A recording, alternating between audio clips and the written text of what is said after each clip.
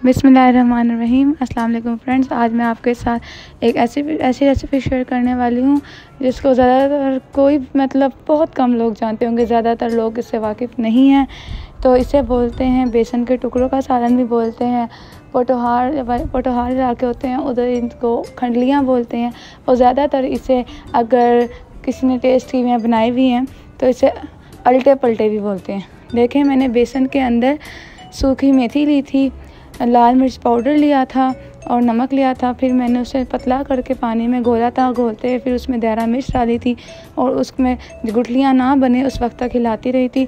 और उसे चूल्हे के ऊपर लो फ्लेम पे बनाते, जैसे सूजी का हलवा बनाते हैं वैसे इसको बेसन को भून के गाढ़ा करना है।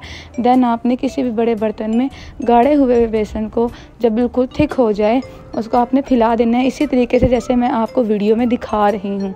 उसके बाद से 5 मिनट या 3 से 5 मिनट के लिए आपने इसको हवा के नीचे रखना है, पंखे के नीचे। देन आपने इसकी ऐसे कटिंग करनी है जैसा कि मैं कर रही हूँ। और ये बहुत मज़े की और डिफरेंट रेसिपी है, इसे ज़रूर ट्राई कीजिएगा क्योंकि ये बहुत कम लोग इससे वाकिफ़ हैं और ये बहुत मज़े की बनती है, इजी टू कुक है।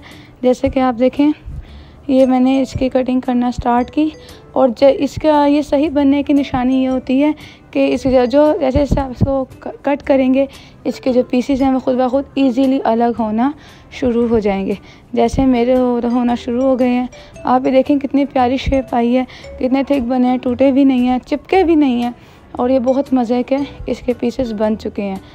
फिर आपने करना है घी, तवा ले लें, पैन ले लें, घी को उसमें आपने गरम करने के लिए रख देना है 2 मिनट या 1 मिनट में। जैसे ही घी आपका गरम हो जाए फिर आपने अंडे में, जैसे हम शामी कबाब को अंडे में फ्राई करते हैं इसी तरीके से इसको अंडे में डिप करके घी में फ्राई करना है। और आप देखें ये बहुत मज़े का बनता है, बहुत इजी है बनाना।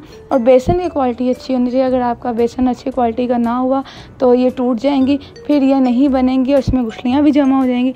तो आपको सबसे पहले आपने ध्यान रखना है जो बेसन हो वो आपका अच्छी क्वालिटी का होना चाहिए या जो भी आप यूज़ करते हैं। देखें, इसको मैंने सिर्फ 3 मिनट जो था वो लो फ्लेम पे तवा तेज़ गरम करके मैंने इसे फ्राई किया और इसका फाइनल लुक देखें, बहुत मज़े की बनी थी। इसे आप ऐसे बगैर सालन के भी खा सकते हैं, ये बिल्कुल मछली जैसा टेस्ट देती है। साथ आपने क्या करना है, लहसुन अदरक डाल के प्याज में आपने उसे फ्राई करना है और फ्राई हुई प्याज को आपने ग्राइंड कर देना है। फिर उस ऑयल में आपने ग्राइंड हुई प्याज डाल देनी है, टमाटो पेस्ट डाल देना है और इन दोनों मसालों को, प्याज और टमाटर को आपने भूनना है। फिर उसमें आपने स्पाइसेस डालनी है, उसमें हल्दी है, नमक है, लाल मिर्च है, देहरा मिर्च है, इमली है और पिसा हुआ धनिया है। आपने ये डाल के इसके मसाला भूनना है, मसाले का कलर चेंज होने तक आपने इसको फ्राई करना है। जब ये फ्राई हो जाए, मसाला येलो से रेड शेड में आ जाए और ऊपर तरी आ जाए, फिर आपने इसमें डालनी है ये अल्टे पल्टे बेसन के स्लाइस या खंडलियाँ, जो भी आप इसे कहें। तो ये बहुत मज़े की रेसिपी बनती है। इसको 2 मिनट के लिए हिलाएं और इसका फिर आप लास्ट में हरा धनिया, हरी मिर्चें, जो भी आप या अदरक, जो भी आपको पसंद है आप इसको गार्निशिंग के लिए डाल सकते हैं।